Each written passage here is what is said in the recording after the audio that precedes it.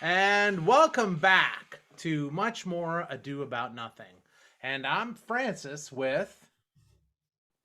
Susan and Ben. It's like a trick question every time. It's like, well, I should just say your names. But you know what? I'm afraid I forget them. Yeah. And, like, and I'm here with Patty and Eddie. That's just who we are now. And I'm Patty. Yeah, it just goes Patty and Eddie forever. License. Yeah. So just kind of looking at some more weird news or strange news stories or items that kind of, and this one is about millennials. First of all, I'm not a millennial. I'm the other one. What? Gen X. Oh, okay. I'm the greatest generation, actually. Yeah. I was in gestate for 35 years. But Ben and Susan, are you millennials? Yes. I believe we are. Yes. We are. Before I ask this, I just want to be clear. Well, old millennials are like 40, so I think we're just normal millennials. Really? We're not young millennials. Well, no, we're not young millennials. We're like mid millennials. Okay, we're midlife millennials. Yeah. Because when I asked you before, you actually had an argument about what millennials were, but now because Ben said we're on the cusp, but the cusp, like the oldest millennials are turning 40. Okay. I thought the millennial cutoff was like 1985. No, I think it's like 1981. Okay. Or 80. I think it's 85.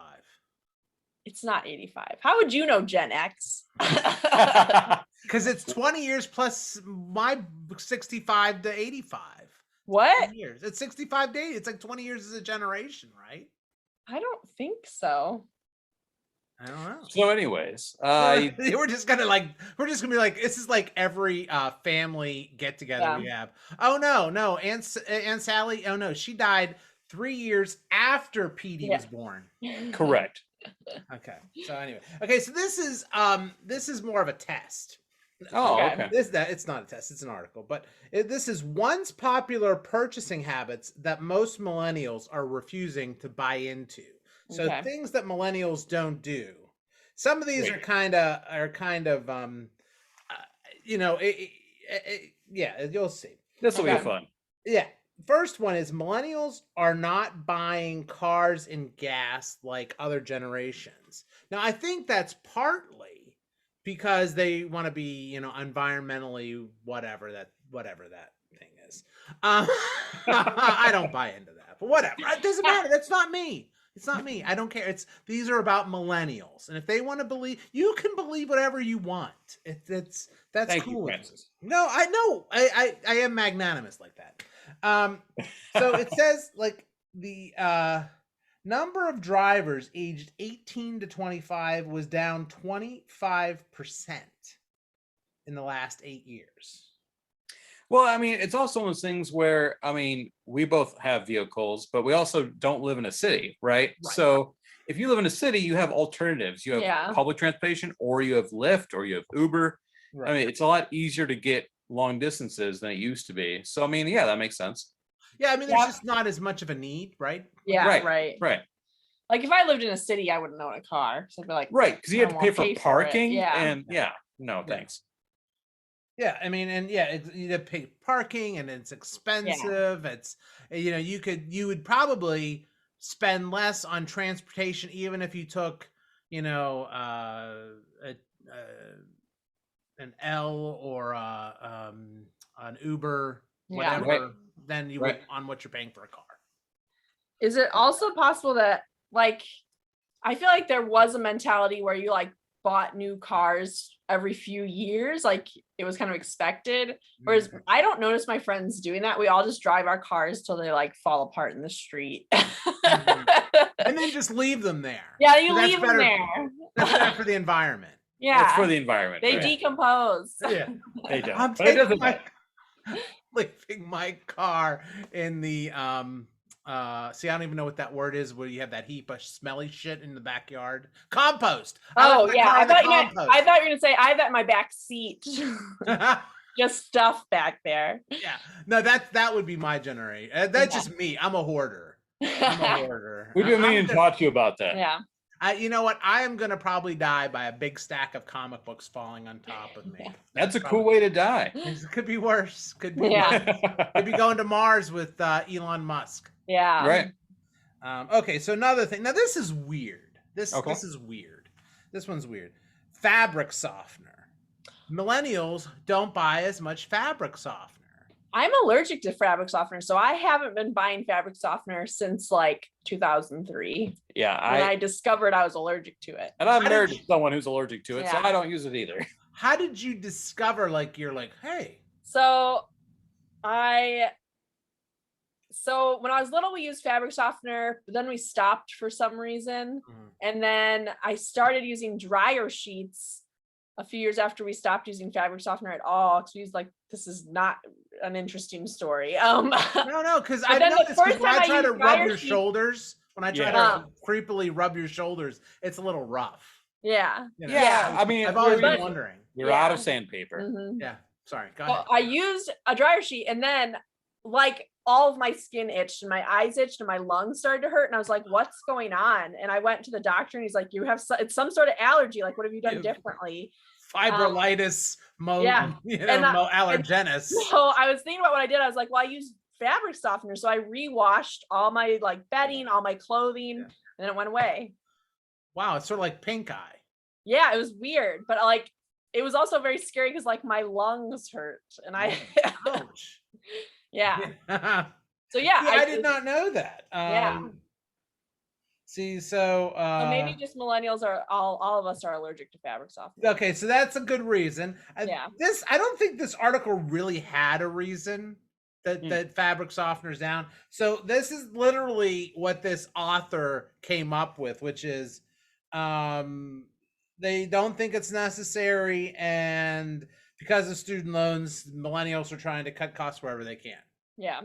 I mean, that's probably. I don't know if again, I don't know if how much is fabric softener? I don't even know. A couple bucks, I would imagine. I don't know. But whatever. Maybe it does help you get through the student loan thing. I don't know. Maybe. I mean, yeah. As someone who had to pay off student loans, it does suck. I'm still paying my student loans. Don't get me wrong. I'm all for President what's his name? Biden. I'm all for him giving me some free money. I'm okay with that. Right. But you're not willing to sacrifice softness to pay them off. I am not willing to sacrifice softness. Your shirt does look awfully soft there, Francis. Yes, I know. When you've rubbed my shoulders, you notice the difference between me and Susan. Yeah, mine, it's like exfoliating your palms. Yeah, Francis, exactly. It's like squeezing a pillow. Exactly.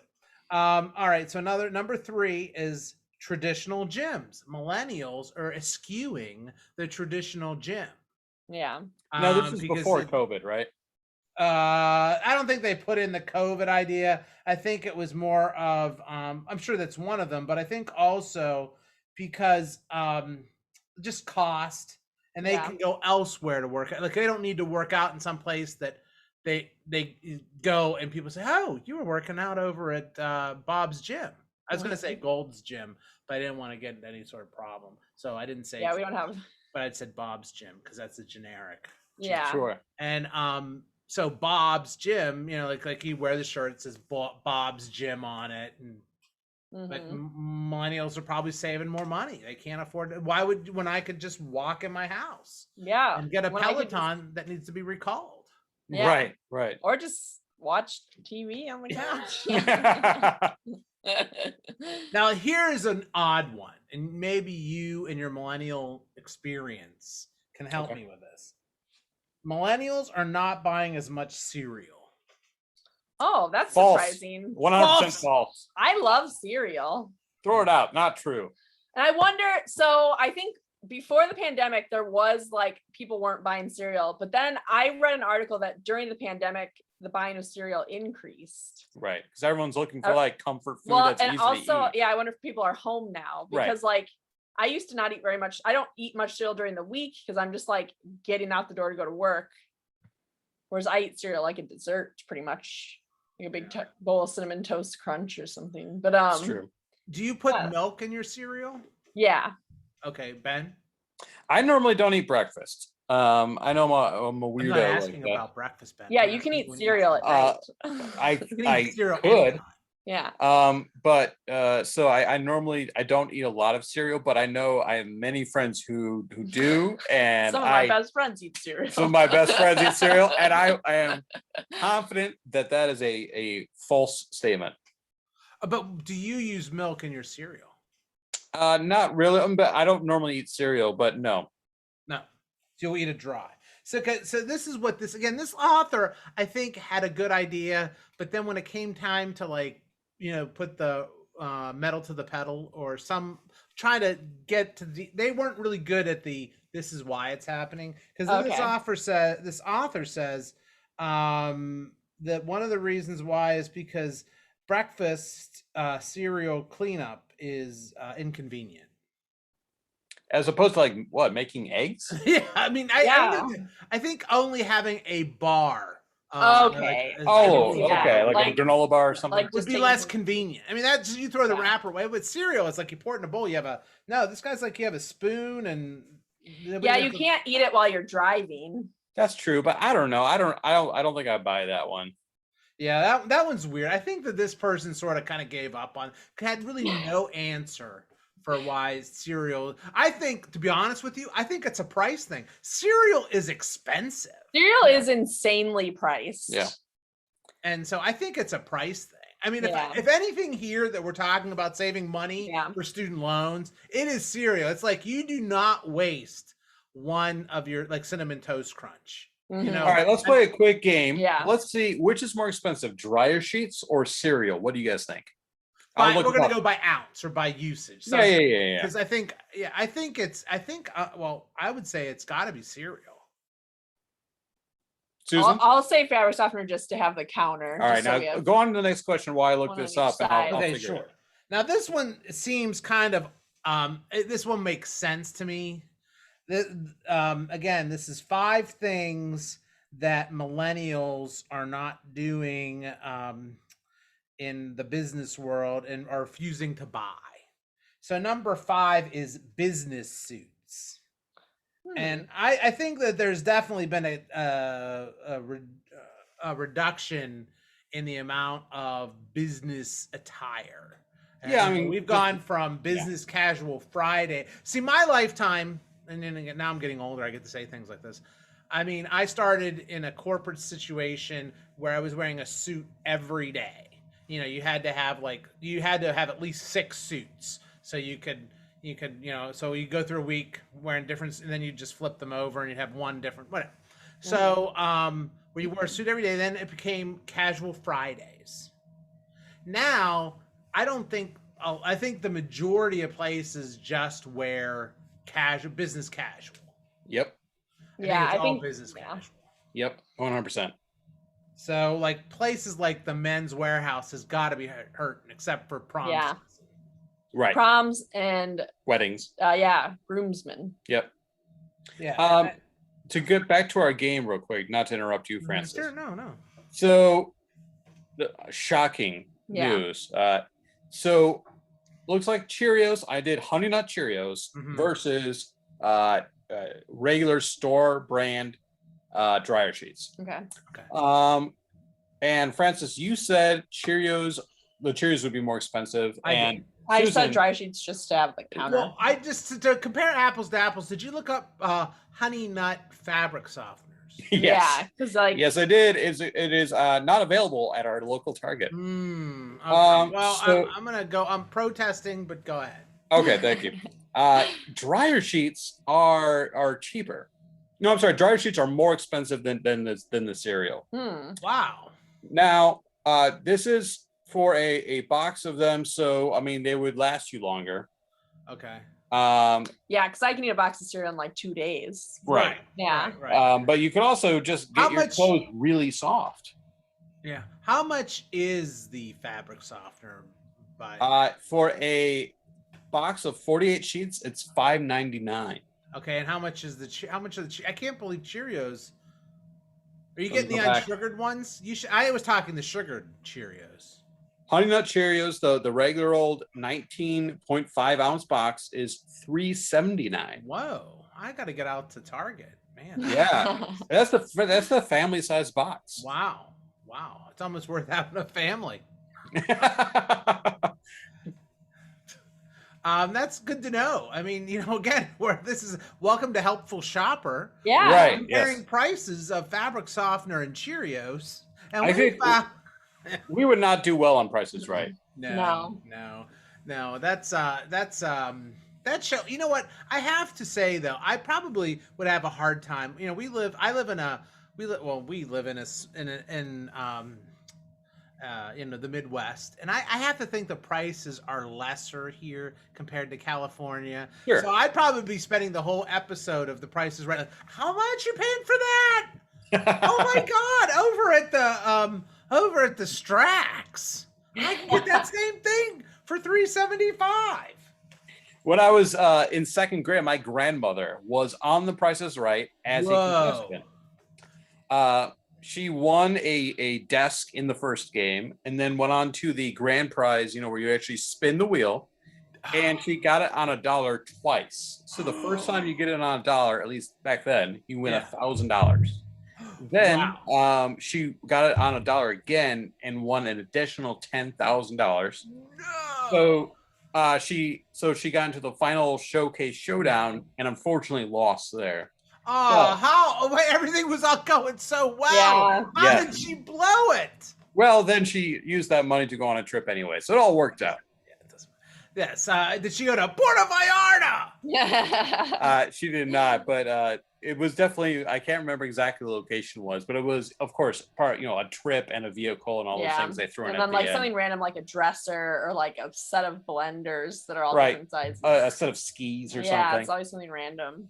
If that had been during when I was a kid and my aunt was on The Price is Right, she would have been a celebrity in the family. Yeah. She would have been the people you would be at family gatherings. Oh yeah, that's Edna. And Edna, she was on The Price is Right. Mm-hmm. I know. It would be like that the whole everywhere she would go. She would be people would probably pop quiz her. Hey, how much is this stick of gum? How much? You'd have that one uncle. And I mean, she would be a celebrity in my family. That would be things like I would go to school and tell the other kids, my Aunt Edna, Price is Right. Mm-hmm. We would probably have bought one of those Betamax play to record this. Oh yeah, for sure. And this would have been a huge event that would only be played on Saturday nights before Love Boat and Fantasy Island. Yeah. So, just saying, I'm so impressed with your Aunt Edna. I don't know, was that Edna's? Was that Aunt Edna that? That was Grandma Dot, which is I have no idea who Aunt Edna is. Oh. Okay, well, maybe I just made that up. Maybe you could have covered for me. We know Aunt Edna. Yeah. Best friend. She just. So, Ben, I believe you have a quick story there, right? Oh yeah, I didn't realize we were done with the quiz. No, we're done. That was 5. There were 5 things. Five things. Fantastic. That's interesting because I know I read an article that millennials are not buying napkins. Napkins? Really? What are they just wiping their? Yeah, they're just rubbing it on. Like they adopt a lot of dogs. Just rub it on the dog. Well, you know what? Let me just ask you this because you brought this up, Susan. I know Ben's working there. I've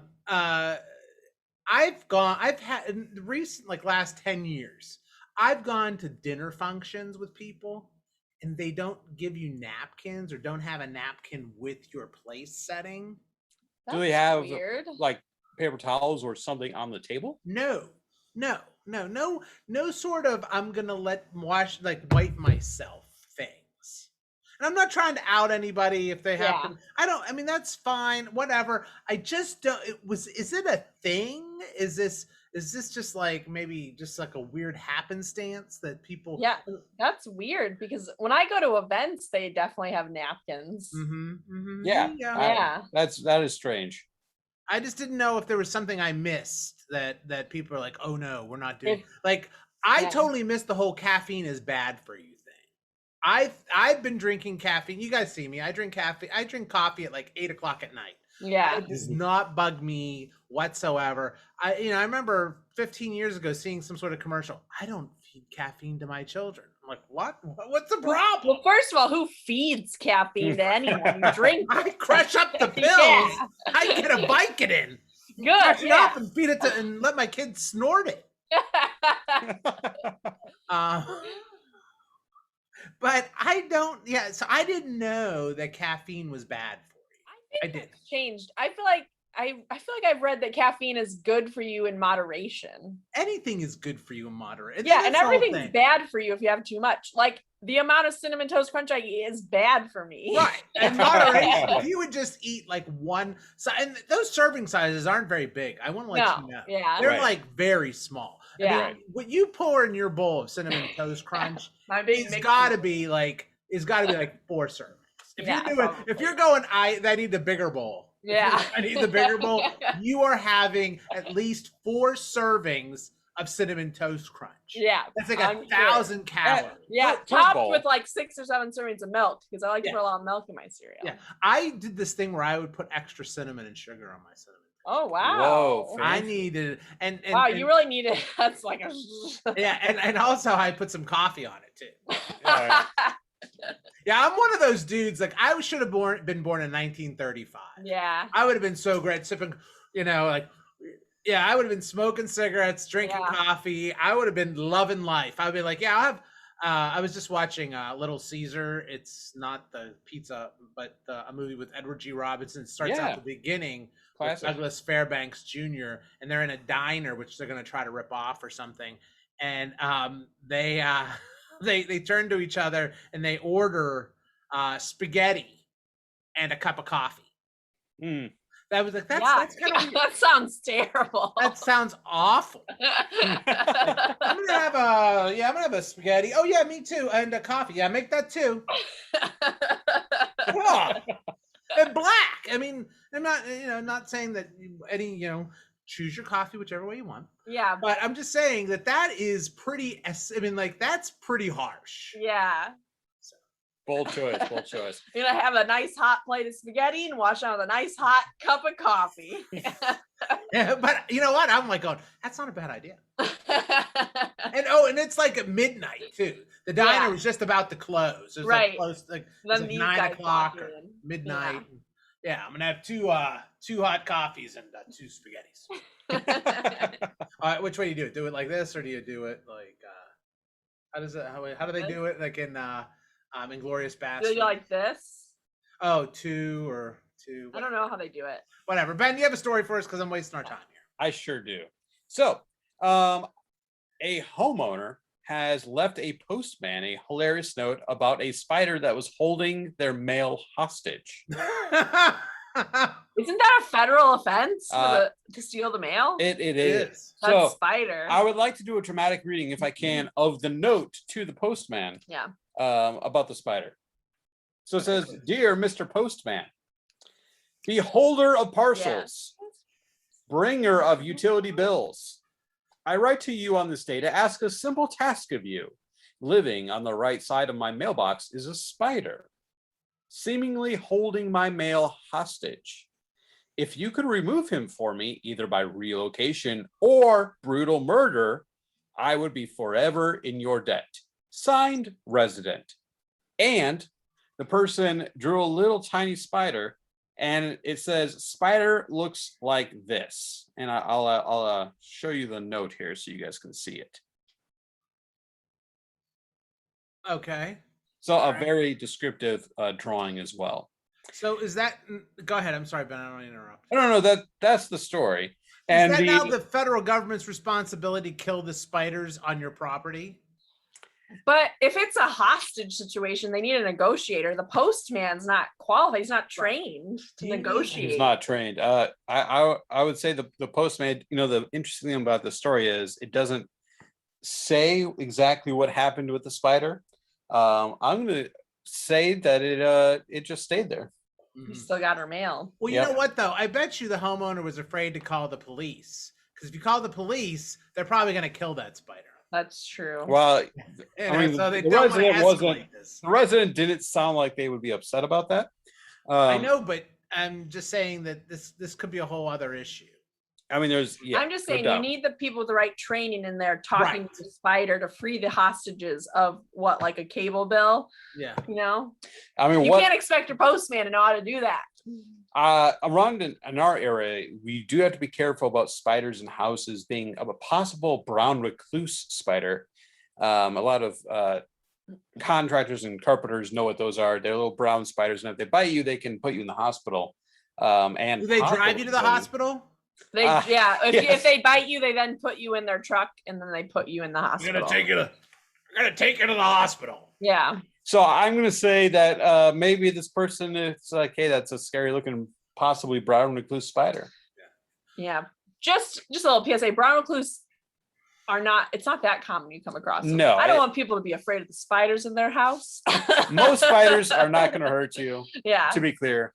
I just want to add that if you do come across one, call Susan, and then she'll call the Indiana Dunes Spider Rescue. Yeah, I'll come and put which is Susan. A nice little container, take it to a new home. Like a paper towel. Yeah. Here, come on. Hey, not a napkin. Okay, we don't have those. Yeah. Right. It's just, you're like, I got him. I don't, that thing is wrong in so many levels. First of all, why should your person? Yeah, sure. Sorry, postman. I shouldn't say postman. Yeah, thank you. First of all, I don't know why at my age I don't get a pass on all this. Let's say there's no way I'm going to get corrected when it comes to pronouns. It's done. It's done. I should get like, oh, he's an old man. Fuck him. You were just saying that you're a Gen Xer. I am a Gen Xer. It's pointless for me to change at this point. You can change, Francis. I don't want to change. We can be better. I don't care. I can't be. I don't think I don't know the right way to say it because obviously I don't. But I'm not racist because I hate everybody. I do. I mean, you're my best friends compared to everything else. And I see you just on the internet. That's it. I do miss being by myself. This has all been a long con for us to, get closer as friends. Well, I just wanted to rub Susan's shoulder. Are your palms rough? You need to exfoliate? You can't because you use dryer sheets. Yeah, I'll my lungs will collapse. Yeah. And I'm like, Susan, don't you want to rub my shoulders? I can't. And I have a peanut butter sandwich too. Oh no. Do you have any other allergies, Susan? So I'm also allergic to guavas, which are like a tropical fruit. That's it. Those are my two allergies. They're dumb. What were you like? What happened? I had it in a juice once, and I got like hives all over me. Like, how do you get that? Like, what were you like on a ship getting transported from China to America with guava trees and fabric softener? Yes, it was a fabric softener guava cruise. I had a terrible time. But that's it. And I've only had guavas once. I don't even know if I'm still allergic to them because I was really little when that happened, so I might have grown out of it. I don't know. I'm too afraid to try because if it's gotten worse, then I'm. That would be hilarious. We do an episode of what are we allergic to? Yeah. And we see if you're still allergic to dryer sheets and guava. Me, any sort of dust, pollen, nuts, anything. See, because I am slightly allergic to certain types of nuts, but I grew up in the time where people really didn't give a shit about being allergic, and so be like, oh yeah, there's not, like I would get a cookie as a kid, and then they'd be like, oh yeah, there are nuts in there. I didn't think if they're really finely chopped, is that okay? No, so they didn't care. They didn't. Maybe it was just me. They didn't care about. But we didn't care in those days. You'd be harder not to take that personally. Yeah, I know. We didn't care. Well, one future episode of this, much more ado about nothing. We will test all of our allergies and then possibly die. The episode is: are you still allergic? And could you die? Yeah, and it's also our series finale. That's a clickbait title. Yeah. I'm going to say at least season finale. Okay. You never know. There might be people. One of us might survive. That's true. Get some new hosts. All right. Well, you know what, Susan, Ben, it's that time. Time where I have to play the music and screw up our ending to Much More Ado About Nothing. Ben, Susan, thank you so much. I've enjoyed our time together. I'm glad I could confess that you're the closest thing I have to friends. We're here for you. And here I'm playing the hinky